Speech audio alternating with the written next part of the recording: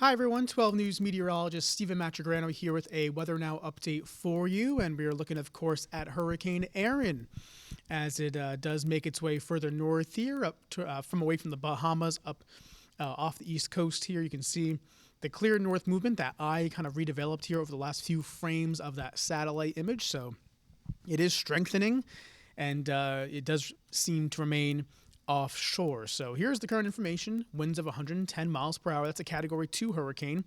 But again, it is strengthening a little bit, moving north at 13 miles per hour. So again, it will be staying over open water. You can see the track clearly takes it to the north and east as a Category 3 storm later on tonight into Thursday, and eventually, further out to sea as we go into Friday and Saturday. And, Friday morning, it'll be several hundred miles southeast of our region. And it could turn up, of course, the water is going to be the big story, that the waves, it's going to be giving us some big wave action today through the next couple of days, really. So here are those ocean impacts. You can see rough surf through Friday, dangerous rip current risks.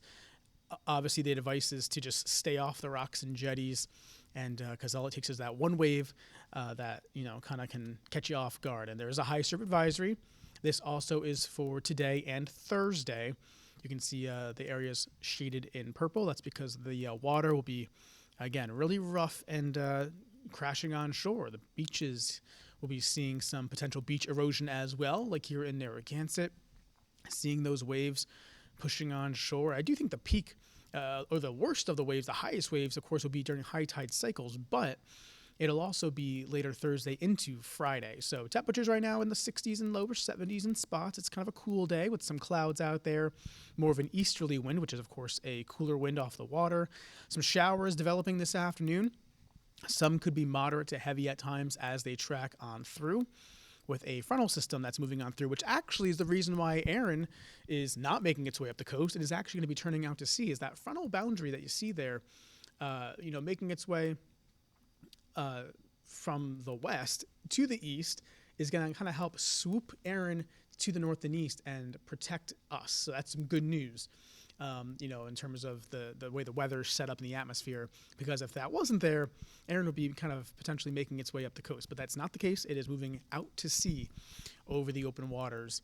And again, thanks to that frontal boundary. So some showers around this afternoon. Into the evening hours, some could be moderate to heavy at times. There's Erin on your screen at the bottom, tracking up the eastern coastline here, but again, staying offshore. And then it does turn north and east as we go into Thursday and Friday. But our big story, of course, will be the intense surf and the dangerous rip current risks over the next couple of days as this system does pull away into the northern Atlantic Friday into Saturday. So we do have a chance for some gusty winds, though, between this system offshore, and we do have actually a high pressure system to the north and of us, so that kind of combines to give us some gusty winds here. 30 mile per hour gusts are possible late Thursday, early Friday, and you can see favoring the Cape and some of the islands as they'll be more so over the open water. So this afternoon's forecast, showers are possible at times. Again, some could be moderate to heavy, temperatures in the 60s.